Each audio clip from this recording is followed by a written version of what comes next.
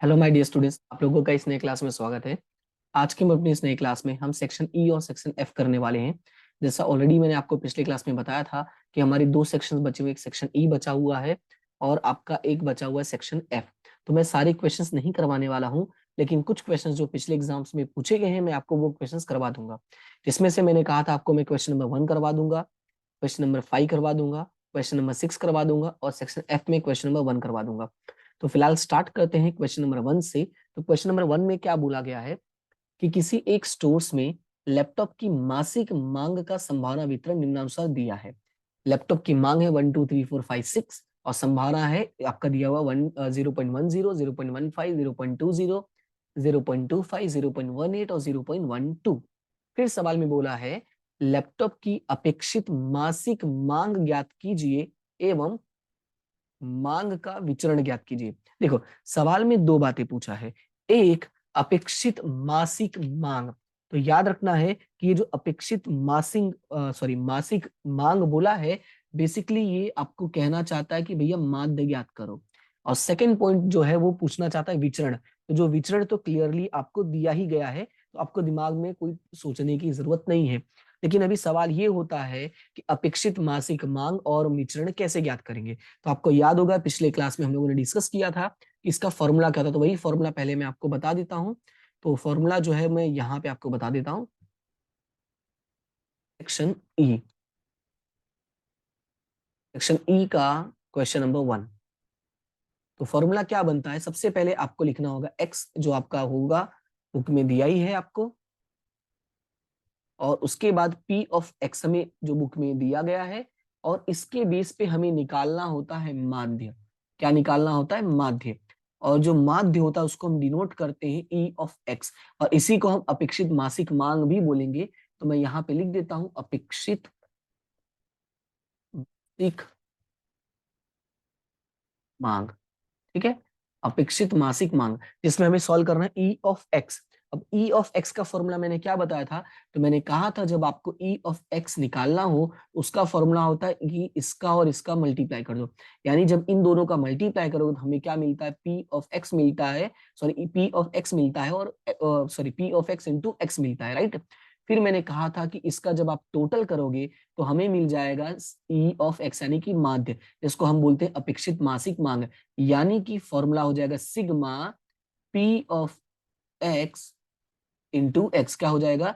Sigma P of x into x. ये हो गया आपको ई ऑफ एक्स, यानी कि अपेक्षित मासिक मांग का।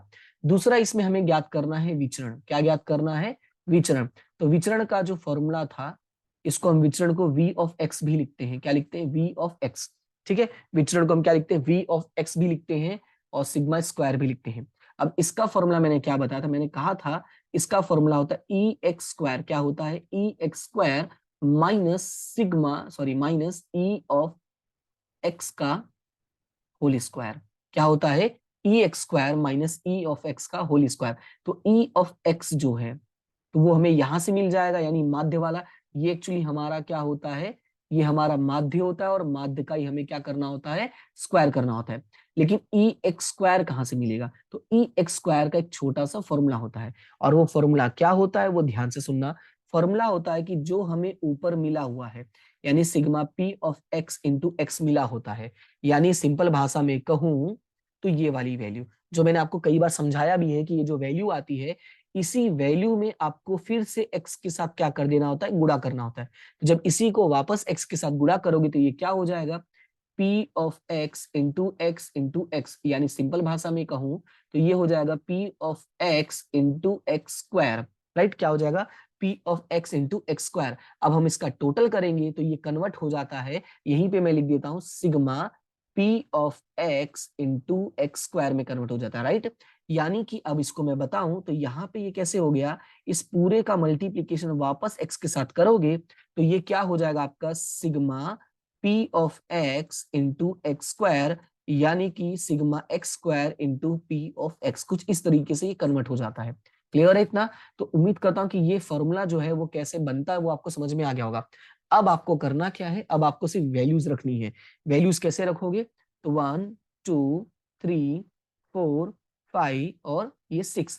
1 की वैल्यू है वो 0.10 है, 2 की वैल्यू है 0.15, 3 की वैल्यू है 0.20, फिर 0.25, फिर इसकी वैल्यू है 0.18 और इसकी वैल्यू 0.12, राइट। अब आपको क्या करना है, सिर्फ मल्टीप्लाई करना है, पहले इसका और इसका करना है, बाद में जो रिजल्ट बनेगा फिर इसका और इसका मल्टीप्लाई करना है। क्लियर है? तो ये क्वेश्चन जो है मैं आपको एक्सप्लेन कर दिया हूं कैसे करना है। इस क्वेश्चन को आप एक बार खुद से सॉल्व कर लेना, ठीक है। आपका जो आंसर आएगा वो मैं बता देता हूं। इसका जो आंसर आएगा वो आएगा 3.62। क्या आएगा इसका आंसर? 3.62। और जो आपका विचरण है इसका आंसर आ जाएगा 2.2156। क्या आ जाएगा? 2.2156। ठीक है। देखो अब ये क्वेश्चन मैंने इसलिए ऐसे एक्सप्लेन कर दिया ताकि आपको आइडिया लग जाए। देखो हमें क्वेश्चंस को करना है, कवर भी करना है, जो सिलेबस है वो भी कवर करना है। तो अगर मैं आपको कोई ऐसी चीज बताने जा रहा हूँ जो आप कैलसी में भी कर सकते हो तो फालतू का वो टाइम वेस्ट होगा, इसलिए मैंने आपको ये बेसिक समझा दिया जो बेसिक आपको समझना जरूरी था। अब आपको क्या करना है, क्वेश्चन को सॉल्व कर लेना है, ठीक है। सिर्फ क्या करना है, मल्टीप्लाई ही तो करना है, तो वो हो जाएगा। ओके, चलते हैं फिलहाल नेक्स्ट क्वेश्चन पे। बाकी फिर भी अगर मन में कुछ शंका रह जाता है तो आप कमेंट करके जरूर बता सकते हो। और जहां बात करते हैं वीडियो की, अगर आपको क्लास अच्छी लगती है तो इसको शेयर करो अपने दोस्तों के साथ, चैनल को सब्सक्राइब करो, नहीं किए हो तो किए हो तो very good, thank you so much. इस चीज को मैं याद रखूंगा। ओके, फिलहाल आगे बढ़ते हैं। मैं गुड डे बोलने वाला था, खत्म क्लास अभी खत्म कर देता, फिर याद आ गया अभी तो क्लास शुरू ही किया मैंने। चलो अभी अगला क्वेश्चन है क्वेश्चन नंबर 5। ये क्वेश्चन जो है काफी इंपॉर्टेंट है क्योंकि ये जो है पिछले 2 एग्जाम में लगातार पूछा गया है। यानी मार्च 22 में भी पूछा गया और मार्च 20 में भी पूछा गया और साथ ही साथ जुलाई 18 में भी पूछा गया। यानी हमारी जो रेगुलर वाली 2 एग्जाम हुई है, दोनों एग्जाम में पूछा गया है। क्वेश्चन क्या है, पढ़ते हैं फिर सॉल्यूशन करते हैं। सवाल में लिखा, हवाई जहाज से फेंका गया एक बम किसी एक ब्रिज पर गिरे, उसकी संभावना है 1/5। अब बोला गया एक बम फेंकते हैं, ध्यान से सुनना, सवाल में क्या बोला है, बोला है एक बम फेंकते हैं और बम ब्रिज पर गिरे, उसकी संभावना है 1/5। ब्रिज को संपूर्ण नष्ट हेतु कितने बम चाहिए होते हैं? 2 बम। यानी कि अगर एक ब्रिज को गिराना है तो कितने बम चाहिए होंगे? सिर्फ 2 बम। अब सवाल में बोला है यदि ब्रिज पर बम 6 बम फेंका जाए, बम नहीं सॉरी 6 बम फेंका जाए तो ब्रिज संपूर्ण नष्ट हो जाए, उस घटना की संभावना का मान ज्ञात करो।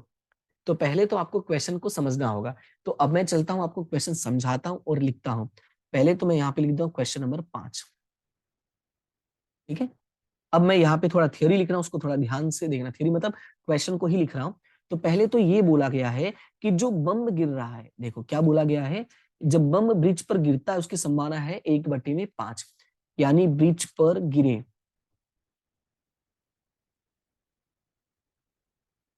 संभावना है 1/5। तो ब्रिज पर ना गिरे, ठीक है, ब्रिज पर ना गिरे उसकी संभावना कितना हो जाएगा? 4/5। कैसे? वही सेम बात अप्लाई करते हैं, P + Q = 1 का फॉर्मूला लगाकर, ठीक है। तो ये वाला आप सॉल्व कर लेना। फिर आगे बढ़ते हैं। आगे बोला है अपने पास कितने बम है? 6 बम है। तो यानी N = हमारा कितना हो जाएगा? 6 हो जाएगा। और बोला है किसी भी ब्रिज को गिराने के लिए कम से कम 2 बम तो चाहिए ही चाहिए। अगर किसी ब्रिज को गिराना है कम से कम 2 बम चाहिए। तो और सवाल में बोला ब्रिज जो है वो गिर चुका है। ब्रिज गिरने का मतलब ये है कि उस ब्रिज पे 2 या उससे ज्यादा बम गिर चुके होंगे। मतलब क्या, इसका समझो। सवाल में बोला है 2 बम गिरता है तो ब्रिज टूट जाएगा, और सवाल में बोला है कि ब्रिज तो टूट चुका है, मतलब 2 गिरा होगा या 3 गिरा होगा या 4 गिरा होगा या 5 गिरा होगा या 6 गिरा होगा। मतलब 2 से तो ज्यादा ही गिरा होगा, तभी तो ब्रिज टूट गया। नहीं तो ब्रिज कहाँ से टूटता? तो इसको हम सांकेतिक भाषा में कैसे लिखेंगे? इसको हम सांकेतिक भाषा में लिखेंगे कि x की जो वैल्यू होगा वो x की जो वैल्यू होगा वो >2 होगा। या इसको हम ऐसे पढ़ेंगे, x इज >= 2। मतलब x की जो वैल्यू है 2 और 2 से ज्यादा है, राइट। इसकी वैल्यू क्या है? x की वैल्यू 2 और 2 से ज्यादा है, क्योंकि 2 या उससे ज्यादा बम गिरेगा तभी तो गिरेगा। अब मतलब तभी तो ब्रिज जो है वो टूटेगा। अब इसको सॉल्व कैसे करना था? इसको सॉल्व करने का 2 तरीका है।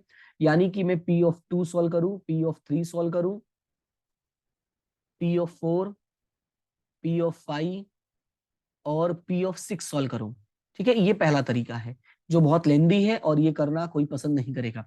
तो दूसरा रास्ता क्या है? दूसरा है शॉर्टकट। अब सवाल है शॉर्टकट क्या है? शॉर्टकट ये है कि हमें पता है कि टोटल संभावना की वैल्यू होती है 1। यानी सिग्मा P(x) की टोटल वैल्यू होती है 1। और P(x) में तो 0 और 1 भी होते हैं, यानी P(0) भी होगा और P(1) भी होगा। लेकिन ये तो हमें लेना ही नहीं है, तो मैं क्या करूंगा कि हमें ये बात पता है कि टोटल संभावना की वैल्यू होती है 1। तो मैं क्या करूंगा, 1 में से P of 0 plus P of 1 जो है वो क्या कर दूंगा, माइनस कर दूंगा। तो मैं अगर एक में से 0 और 1 की वैल्यू को माइनस करता हूं तो क्या बचेगा, इन्हीं की वैल्यू बचेगी। किसकी वैल्यू बचेगी, और वो बचेगी 2, 3, 4, 5 और 6 की। समझ में आया? तो ये है आपका दूसरा तरीका क्वेश्चन को सॉल्व करने का।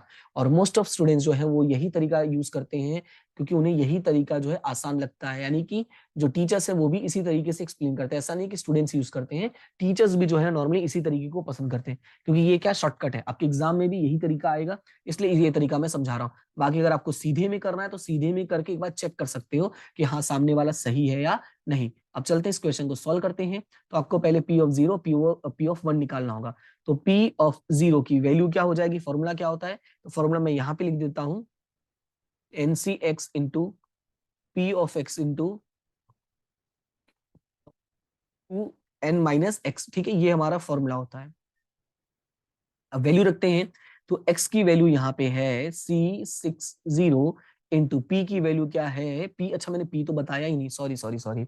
अच्छा एक चीज, p कैसे डिसाइड करना है, तो p जो डिसाइड होता है मैंने कहा था क्वेश्चन की बेस पर, तो संपूर्ण नष्ट हो जाए, ये है हमारी सफलता, ये क्या है हमारी सफलता। और यहाँ पे ब्रिज पर बम गिरे, वही तो सफलता है, यानी ये हो जाएगा हमारा P और ये हो जाएगा हमारा Q। तो P की वैल्यू है 1/5 यानी 1/5 पावर ऑफ 0। ठीक है, फिर 4/5 पावर ऑफ 6 माइनस 0, ये हो गया पहला पॉइंट। अब इसी में हम 1 वाला भी सॉल्व कर लेते हैं। तो यहाँ पे P ऑफ 1 कैसे सॉल्व होगा, वो ऐसे लिखेंगे 6C1 into 1/5 power of 1 into 4/5 power of 6 minus 1। Clear है? अब इसको सॉल्व करते हैं। तो 6C0, ये मैंने कहा था 6C0 हमेशा कितना होता है, 1 होता है, और 1/5 0 भी हमेशा कितना होता है, 1, यानी किसी की भी घात 0 करोगे तो उसकी वैल्यू क्या आएगी, 1 ही आएगी। अब 4/5 पावर ऑफ 6 माइनस 0, तो 6 में से 0 गया तो कितना आएगा आपका, ये जो है वो आएगा 6। तो इसको मैं ऐसे लिख देता हूँ, फिर 6C1, इसकी वैल्यू हो जाएगी 6, 1/5 इंटू 4/5, 6 में से 1 गया तो कितना आ जाएगा 5। राइट, अब इसको सॉल्व करते हैं। तो 4 का पावर 6 करना और 5 का पावर 6 करना है। तो 4 का पावर 6 और 5 का पावर 6, ये मैंने आपको करना सिखाया था कैल्सी में, कि आपको 4 को 7 बार तक मल्टीप्लाई करना है। तो ये आपका आंसर जो आएगा वो आएगा 4096 डिवाइडेड बाय, अब 5 को 6 बार यानी 7 बार तक लेके जाना है। तो ये आपका आ जाएगा 15,625। ये किसका वैल्यू आ गया है, ये आ गया है P ऑफ 0 का वैल्यू। ठीक है, अब बात करते हैं P ऑफ 1 की। तो ये कैसे होगा, 6 इंटू 1/5 इंटू 4/5 पावर ऑफ 5, यानी 4 को कितनी बार लेके जाना है, 6 बार लेके जाना है। तो ये ऊपर हो जाएगा 1024 डिवाइडेड, 5 को भी वैसे ही लेके जाओ 6 तक। तो मैंने आपको सॉल्व करना सिखाया है, नहीं अगर आ रहा है, नहीं याद आ रहा है, तो मेरी जो पिछली क्लास वाली वीडियो है उसको जरूर देख लेना। स्पेशली अगर बताऊं तो 2.2 जो है वो अब देख लेना। 2.2 जब मैंने स्टार्ट किया था, यानी संभावना वितरण वाला जब मैंने शुरू किया था, सॉरी द्विपद संभावना वितरण का बर्नौली प्रयत्न वाला, तो वो वाले वीडियोस वहां से जरूर देख लेना। मैंने वहां पे आपको एक्सप्लेन किया कि कैसे सॉल्व करना होता है। ठीक है, तो फिलहाल आगे बढ़ते हैं। तो ये 6 ऊपर चला जाएगा, यानी 1024 गुणे 6, तो ये हो जाएगा 6144 बटे में इन दोनों का आपस में गुणा कर दो, तो ये हो जाएगा 3125 गुणे 5, यानी फिर से आ गया 15,625। कितना जाएगा, 15,625। अब इस क्वेश्चन को सॉल्व करो, कैसे सॉल्व करोगे, देखो मैंने कहा था दोनों को हमें क्या कर देना है, प्लस कर देना है। तो दोनों को प्लस करोगे तो 4096 प्लस 6144 डिवाइडेड बाय, दोनों में सेम है तो लिख देंगे 15,625। कितना लिख देंगे, 15,625। अब इसको सॉल्व करो, तो ये सॉल्व करोगे तो 4096 प्लस 6144, यानी ये आ जाएगा 10,240 डिवाइडेड बाय 15,625। सॉल्व करो, डिवाइडेड बाय 15,625, तो ये हो जाएगा आपका पूरा जो सॉल्यूशन आएगा वो आएगा 0.6553, ये हो गया आपका P ऑफ 0 और P ऑफ 1। अब P ऑफ 0 और P ऑफ 1 मिल गया, अब हमें वही माइनस कर देना है, यानी 1 माइनस 0.65536। अब इसको माइनस करोगे तो ये कितना आ जाएगा, तो यहाँ पे मैं लिख देता हूँ कितना आएगा। तो यहाँ पे माइनस करोगे 1 में से, तो ये आ जाएगा आपका 0.34464। लेकिन मैंने कहा था 4 डिजिट तक जाना है, तो आपको क्या लिखना है, 3446, बस इतना ही लिखना है। ठीक है, ये 4 लिखने की जरूरत नहीं है। और लकीली वो डब्बे के बाहर ही रह गया, मतलब हमारा काम तो हो ही गया। तो ये था आपका नेक्स्ट क्वेश्चन। तो उम्मीद करता हूँ कि ये वाला क्वेश्चन आपको समझ में आ गया होगा। देखो, पहले जो मेन है वो ये है आपका ये पैटर्न बनाना सीखना। तो इस पैटर्न को ही अगर आप सीख लेते हो तो बाकी का तो कैल्सी का ही काम है, राइट। तो इसको अच्छे से देख लेना इस क्लास को, ताकि आपको कोई प्रॉब्लम ना हो। ये लास्ट क्लास है आपकी इस चैप्टर का, ठीक है। फिलहाल आगे चलते हैं और नेक्स्ट क्वेश्चन को देखते हैं। तो नेक्स्ट क्वेश्चन है आपका क्वेश्चन नंबर 6। अब यहाँ पे क्या बोला है 6 में, किसी एक निश्चित परीक्षा में सामान्य रूप से 40% विद्यार्थी अनुत्तीर्ण होते हैं। अनुत्तीर्ण का मतलब होता है फेल होना। तो यहाँ पे मैं लिख देता हूं, चलते हैं पहले आगे। तो यहाँ पे क्वेश्चन नंबर कौन सा था, ये क्वेश्चन नंबर था 6। अब ध्यान से सुनना कि 40% विद्यार्थी जो है वो क्या होते हैं, अनुत्तीर्ण विद्यार्थी उत्तीर्ण होते हैं, तो वो है 60%। में लिखना चाहें तो लिखेंगे हम 40/100 यानी कि 0.4, तो ये हो जाएगा आपका 0.6। क्लियर है। तो ये हो गया आपका पी और क्यू। लेकिन कौन सा पी होगा कौन सा क्यू होगा, वो मैंने कहा था सवाल के बाद के मतलब क्वेश्चन पे डिसाइड होता है। अब क्वेश्चन में बोला है कि 6 विद्यार्थियों के एक समूह में से, ठीक है, 6 विद्यार्थी थे, यानी n इज इक्वल टू हमारा कितना हो गया, 6। ये एक और मिल गया जानकारी। फिर आगे बढ़ते हैं, तो बोला है कि 6 विद्यार्थियों के समूह में से कम 4 विद्यार्थी उत्तीर्ण हो। अच्छा, अब हमें सवाल में पूछा है उत्तीर्ण, यानी हमारी सफलता क्या होगी, उत्तीर्ण। इसका मतलब ये होगा, जैसा मैंने कहा था कि क्वेश्चन में क्या दिया है उसके बेस पर पी और क्यू डिसाइड होता है। तो हमारा उत्तीर्ण हो जाएगा, यानी ये हो जाएगा पी और ये हो जाएगा क्यू। क्लियर है। और सवाल में बोला है कि कम से कम कितने विद्यार्थी उत्तीर्ण होते हैं, 4। तो अगर कम से कम 4 विद्यार्थी उत्तीर्ण होते हैं, तो कम से कम 4 का मतलब ये हुआ कि 4 उत्तीर्ण हो सकते हैं, 5 भी हो सकते हैं और 6 भी। तो हमारा जो x का वैल्यू होगा वो क्या हो जाएगा, 4, 5 और 6। तो यहाँ पे हम लिखेंगे P(4), P(5) और प्लस P(6). हमें ये क्वेश्चन को सॉल्व करना होगा, राइट। तो अब तीनों को सॉल्व कराने, P(4), P(5), P(6) को सॉल्व करना है। तो ये कैसे लिखते हैं इसको थोड़ा सा, ये ना कम से कम 4, तो इसको सांकेतिक भाषा में अगर लिखना चाहें तो पहले याद रखना है कि बोला है कम से कम 4 का मतलब 4 से क्या होना चाहिए, बड़ा, यानी x is greater than equal to 4। यानी जो x की वैल्यू होगा 4 और 4 से ज्यादा है, क्योंकि बोला है ना कम से कम 4 विद्यार्थी, कम से कम 4 का मतलब 4 और 4 से ज्यादा हो सकते हैं। अब इसको सॉल्व करो, ये तो सांकेतिक भाषा में लिखने का हो गया। अब इसको सॉल्व करते हैं। तो पहले P(4) यहाँ पे सॉल्व कर लेते हैं। P(4) ये सब का फॉर्मूला क्या होता है, तो उसका एक फॉर्मूला होता है NCX into P(x) into Qn-x। ये होता है हमारा फॉर्मूला, ठीक है। अब इसको सॉल्व करते हैं। तो P(4), अब यहाँ पे हम क्या रखेंगे, n की वैल्यू हमारे पास 6 है, तो 6C4 इंटू P की वैल्यू क्या है, 0.6 पावर ऑफ 4 इंटू 0.46 माइनस 4। ये हो गया फर्स्ट पॉइंट। दूसरा वाला सॉल्व करते हैं। थोड़ा ब्लैक कलर अच्छा नहीं लग रहा, तो मैं कलर चेंज कर दे रहा हूँ। दूसरे में P(5) है, तो P(5) की वैल्यू क्या हो जाएगा, 6C5 into 0.6 power of 5 into 0.4 power of 6 minus 5। ठीक है। अब उसी के बाद हमारा हो जाएगा ये P(6). तो P(6) में हम क्या लिखेंगे, 6C6 into 0.6 power of 6 into 0.4 6 minus 6, right. अब इसको सॉल्व करोगे तो ये तो सॉल्व करना मैंने बता ही दिया है, ये भी हो ही जाएगा और यहाँ पे बचेगा 0.4 पावर ऑफ 2 और ये भी हो जाएगा सेम टू सेम है, ये भी same to same power of 5 और यहाँ पे हो जाएगा 0.4 पावर ऑफ 1 और यहाँ पे हो जाएगा 0.4 पावर ऑफ 0। बाकी का जो पॉइंट है ये ऑलरेडी मैंने आपको सॉल्व करना बता दिया है। तो ये क्वेश्चन जो है आपके लिए भेंट है कि आप इसको सॉल्व करोगे।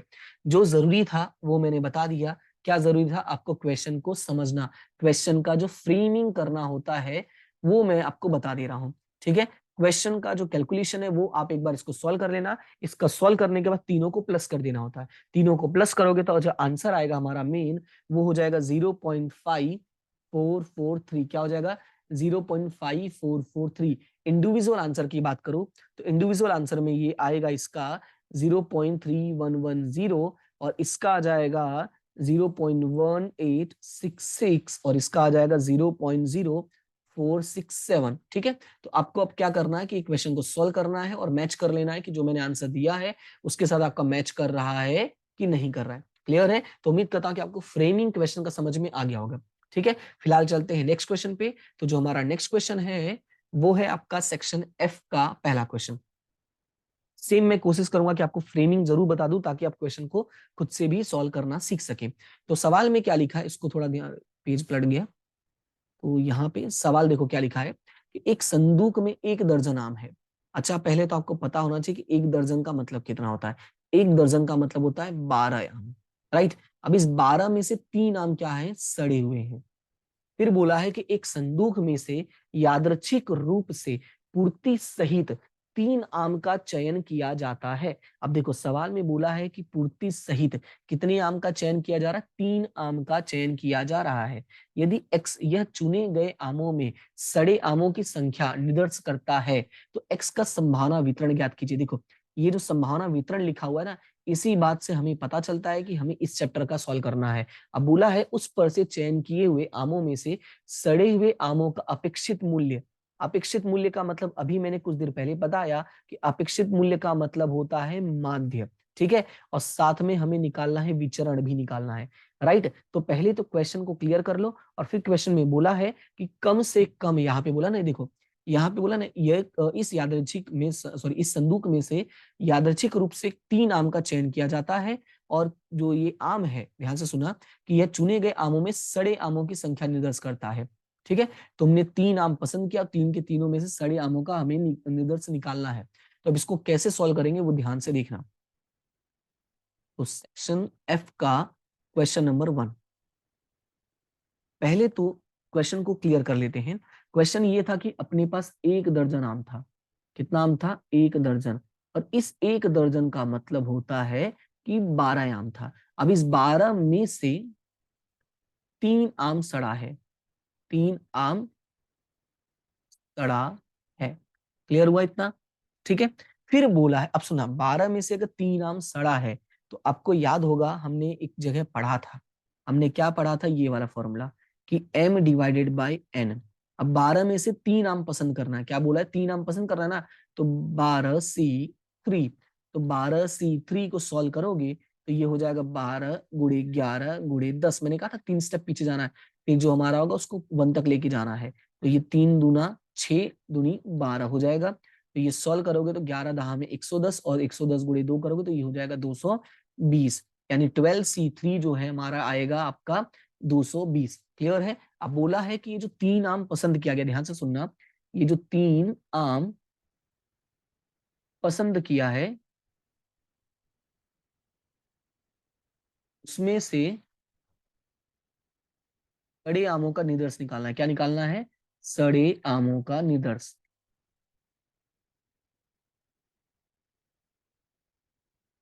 सड़े आमों का निदर्श कैसे निकलेगा, ध्यान से सुनना। मैंने 3 आम पसंद किया, हो सकता है 3 में से एक भी सड़ा ना हो, यानी कि आंसर क्या होगा, 0।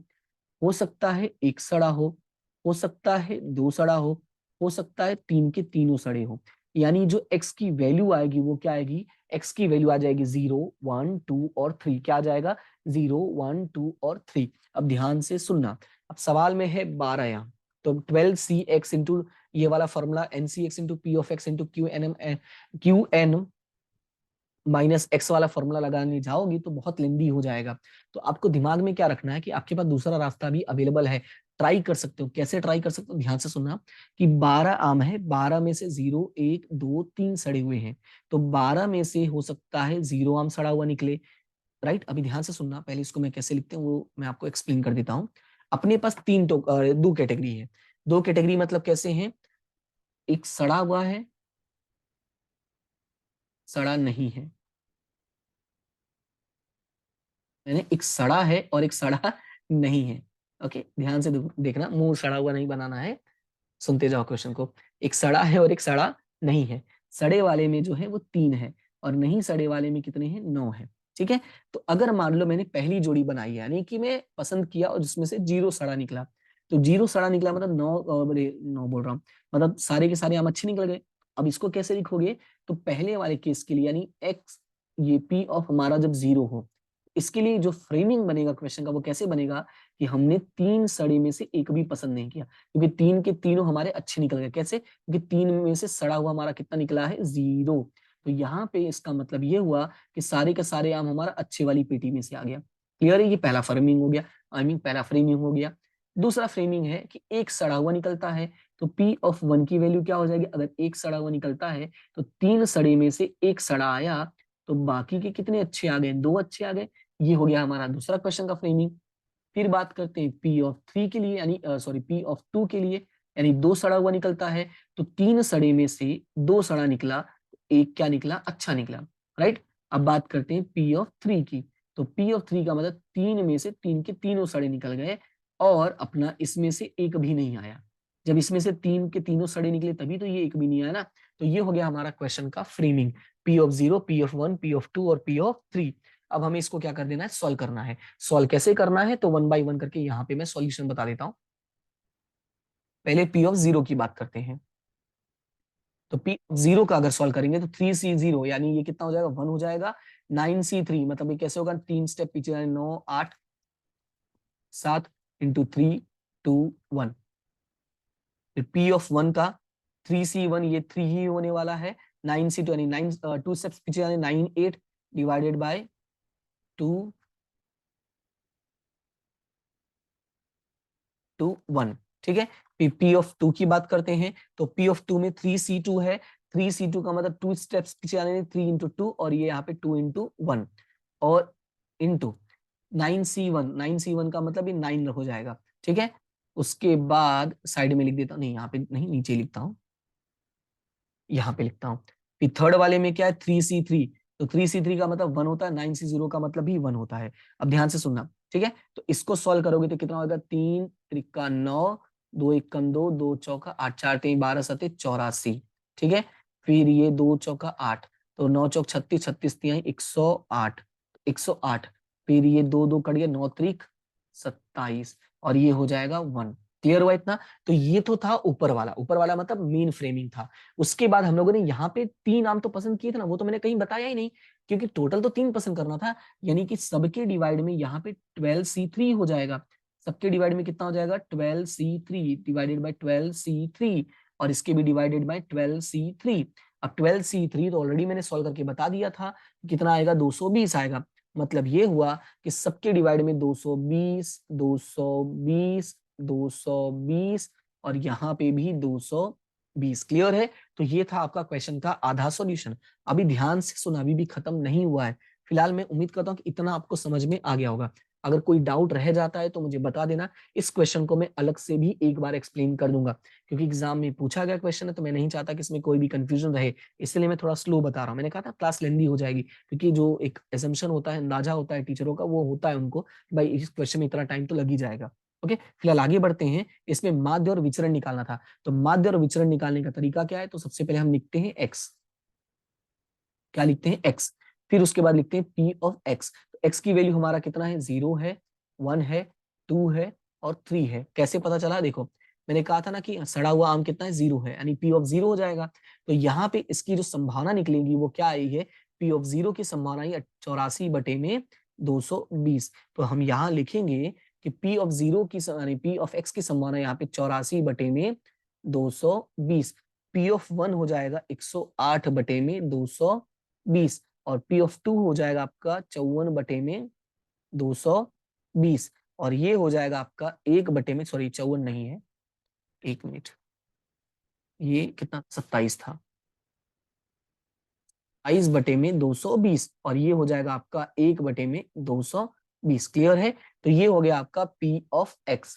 अब अगर बात करते हैं पूछा क्या है, तो वही बात आ जाती है। फिर से एक माध्य पूछा है और एक पूछा है विचरण। तो माध्य का फॉर्मूला क्या होता है? इसको दर्शाते हैं E(x) से, और इसका जो कैलकुलेशन होता है वो ये होता है कि P(x) का मल्टीप्लाई x के साथ करो, इसका जो टोटल आता है वो हमारा क्या बन जाता है? माध्य बन जाता है। ठीक है? वो हमारा क्या बन जाता है? माध्य। यानी कि इसका और इसका आपस में मल्टीप्लाई करेंगे तो जो यहाँ पे वैल्यू आएगी, और वैल्यू क्या आती है तो वो मैं लिख देता हूं। वैल्यू आती है P(x) इंटू एक्स। क्लियर है? फिर अगला हमारा फॉर्मूला होता है विचरण, और विचरण का फॉर्मूला मैंने बताया कि पहले ई एक्स स्क्वायर लिखते हैं, फिर माइनस ई ऑफ एक्स का होल स्क्वायर लिखते हैं, यानी ये माध्य का स्क्वायर जो हमें ऊपर से ऑलरेडी मिल जाएगा। अब ये ई एक्स स्क्वायर की बात करें अगर, तो ये ई एक्स स्क्वायर कैसे मिलता है, तो इसका भी मैंने आपको फॉर्मूला बताया कि ये जो ऊपर वैल्यू आती है इसी को पहले कॉपी पेस्ट कर दो, ठीक है। तो सिग्मा नहीं लिखता हूं मैं, क्योंकि तो टोटल करते हैं तब। तो उसकी वैल्यू क्या है, पी ऑफ एक्स है इंटू एक्स है। मैंने कहा था इसी के साथ एक बार एक्स का वापस मल्टीप्लाई कर दो, फिर इसका जब टोटल करोगे तो वो आपको मिल जाएगा sigma P of x into x square, यानी कि हमारा ये वाली वैल्यू, राइट।